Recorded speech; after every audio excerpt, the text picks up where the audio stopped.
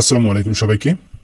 ষান্মাসিক সামষ্টিক মূল্যায়ন 2024 ইতিমধ্যে তোমাদের দুটি পরীক্ষা বা মূল্যায়ন কার্যক্রম সম্পূর্ণ হয়েছে এবং এর মধ্যে তোমাদের বেশ কিছু বিষয় পরিবর্তন হয়েছে।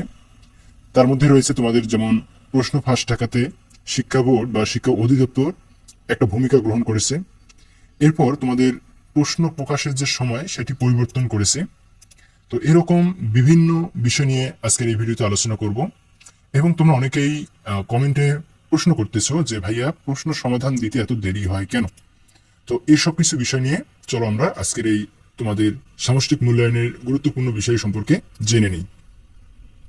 প্রথমেই দেখো তোমাদের যে প্রশ্ন ফাঁস ঠেকাতে কি করছে শিক্ষা বোর্ড বা শিক্ষা অধিদপ্তর। তোমরা জানো যে কিছুদিন আগে একটা নোটিশ প্রকাশ করা হয়েছিল বা বিজ্ঞপ্তি দেওয়া হয়েছিল। সেখানে মূল বিষয় ছিল যে মূল্যায়ন নির্দেশনা সমূহের বিভিন্ন অসত্য, ভুল, অপ্রাসঙ্গিক এবং বিভ্রান্তিকর সমাধান ইউটিউব এবং অন্যান্য সামাজিক যোগাযোগ মাধ্যমে প্রকাশিত হচ্ছে। এই বিভ্রান্তিকর সমাধানসমূহ শিক্ষার্থী, শিক্ষক ও অভিভাবকগণকে ব্যাপকভাবে বিভ্রান্ত করছে এবং মূল্যায়ন কার্যক্রম বিভিন্নভাবে প্রতিবন্ধকতা তৈরি করছে। এছাড়াও শিক্ষামন্ত্রীর কাছে বিভিন্নভাবে এই বিষয়টি তুলে ধরা হয়েছিল যে প্রশ্ন ফাঁসের বিষয়টি। তো শিক্ষামন্ত্রী বারবার বলেছে এখানে প্রশ্ন ফাঁস বলতে কিছু নেই, এটি নির্দেশিকা বা নির্দেশনা যা শিক্ষার্থীদেরকে দেয়া হবে এবং তা স্কুলের মধ্যে বা বিদ্যালয়ের মধ্যে তাদেরকে শিক্ষকের সামনে তার প্রেজেন্টেশন বা একক কাজ, দলগত কাজের মাধ্যমে শিক্ষকগণ তাদের কার্যক্রমকে মূল্যায়ন করবে, এতটুকুই। কিন্তু যখন এই মূল্যায়ন বা নির্দেশিকা যখন অনলাইনে ছড়িয়ে পড়ছে, সেখানে বিভিন্ন মাধ্যমে এর সমাধান ভিডিও ছড়িয়ে পড়ছে যেগুলো অসত্য এবং অপ্রাসঙ্গিক, যেগুলো শিক্ষক এবং অভিভাবক সেই সাথে ছাত্রদেরকে বিভিন্নভাবে বিভ্রান্তির মধ্যে ফেলতেছে। তো এটি হচ্ছে বেসিক্যালি মূল একটি কারণ তোমাদের প্রশ্ন ফাঁস ঠেকাতে। তোমাদের শিক্ষা যে অধিদপ্তর রয়েছে তো এই কাজটি করেছে এবং তোমাদের আরো একটি কাজ করেছে। তোমরা যে গত পরীক্ষাটি দিয়েছো সেখানে তোমাদের প্রশ্নপত্রে কিন্তু একটি EIIN নাম্বার এবং তোমাদের স্কুলের নাম তোমাদের প্রশ্নপত্রে উল্লেখ ছিল।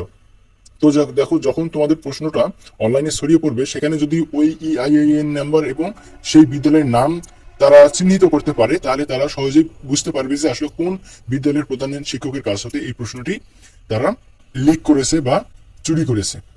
তো এটি হচ্ছে তোমাদের শিক্ষা অধিদপ্তরের একটি নতুন পদক্ষেপ। আশা করি তোমরা এই পদক্ষেপটি বুঝতে পেরেছো। এরপর আসলে তোমাদের প্রশ্নপত্র প্রকাশের সময় পরিবর্তন কেন। দেখো তোমরা গত যে পরীক্ষাটা দিলে, এই পরীক্ষার তোমাদের মূল্যায়নের নির্দেশিকা প্রদানের সময় ছিল দুপুর 2টা, কিন্তু তোমাদের সেই 2টার সময় না দিয়ে সেই মূল্যায়ন দেওয়া হয়েছিল সন্ধ্যা 7টার সময়। এটির কারণ হচ্ছে যত কম সময়ের পরীক্ষার মধ্যে কম সময়ের মধ্যে প্রশ্নপত্র শিক্ষকদের কাছে প্রেরণ করা হবে, তত এই বিভিন্ন সমাধান ঠেকাতে এটি ভূমিকা রাখবে। এটি কিরকম তোমাদেরকে আমি একটু বুঝাই। যেমন গত দিনের পরীক্ষার প্রশ্নপত্র তোমাদের 2টায় দেওয়ার কথা ছিল, সেক্ষেত্রে দেওয়া হয়েছিল 7টার সময়, সেটি প্রধান শিক্ষকগণ পেয়েছিল। কিন্তু সেই প্রশ্ন অনলাইনে আসতে প্রায় 9টার মতো বেজে গিয়েছিল। এখন দেখো তোমাদের 6 থেকে 9 পর্যন্ত যে সকল বিষয়ের এক্সাম হবে সেই এক্সামগুলোর সমাধান কিন্তু এই শর্ট সময়ের মধ্যে তৈরি করা একটু টাফ হবে।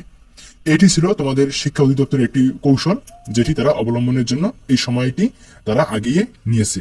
এরপর অবশ্য তোমরা যে প্রশ্ন করে থাকো বিভিন্নভাবে, এই প্রশ্নটা আমি তোমাদের কাছ থেকে পাচ্ছি যে ভাইয়া তোমাদের আপনার সমাধান দিতে দেরি হয় কেন।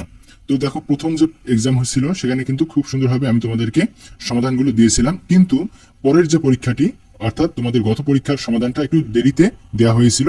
এর কারণ সেটি যে তোমাদের প্রশ্নপত্রটা আসলে অনেক দেরিতে আমরা পেয়েছি। সেই প্রশ্নপত্র নিয়ে সেটি পড়ে এবং সেই অনুযায়ী তোমাদের বই পুস্তক থেকে তথ্য উপাত্ত সংগ্রহ করে এবং বিভিন্নভাবে তোমাদের এই সমস্যার সমাধানগুলো আমরা তৈরি করেছিলাম।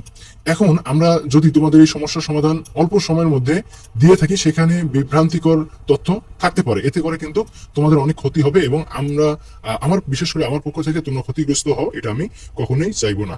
তো এর কারণেই আমি সারা রাত জেগে তোমাদের এই প্রশ্ন এবং সমাধানগুলো যাচাই বাছাই করে এর সমাধান পত্র তৈরি করে এর অ্যান্সার শিট হিসেবে তোমাদের যে ভিডিও দিয়েছিলাম ইউটিউবে, তো তোমরা সেগুলো পেয়েছো।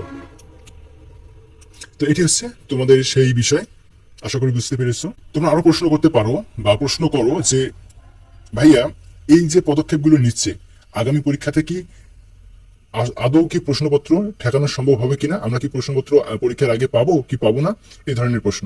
তোমাদের একটু আশ্বস্ত করতে চাই, এটি হচ্ছে তোমাদের নির্দেশনামূলক কাজ। এই নির্দেশনা অনুযায়ী তোমাদের বিভিন্ন কাজ করতে হয়, একক কাজ, দলগত কাজ এবং বিভিন্ন প্রশ্ন উত্তর লিখতে হয়। এটি কিন্তু তোমাদের শিক্ষকগণ তোমাদের সামনে থেকেই এটি পর্যবেক্ষণ করবেন। তোমাদের যে গত বছর ষান্মাসিক এবং সামষ্টিক মূল্যায়ন করেছো, অংশগ্রহণ করেছো, সেখানে তোমাদের প্রায় 2 সপ্তাহ আগে এই মূল্যায়নের নির্দেশিকা তাদের ওয়েবসাইটে প্রকাশ করেছিল। সেখান থেকে শিক্ষক, অভিভাবক এবং যারা শিক্ষার্থী রয়েছে তারা সংগ্রহ করে পূর্ব প্রস্তুতি নিয়ে তারা সেই মূল্যায়নে অংশগ্রহণ করেছে। তো বিভিন্ন বাধার মুখে পড়ে এবার শিক্ষা অধিদপ্তর সেটি করেছে যে পরীক্ষার আগের দিন দিনের বেলা অথবা রাত্রিবেলা এটি প্রকাশ করবে, এই সিদ্ধান্ত তারা নিয়েছে।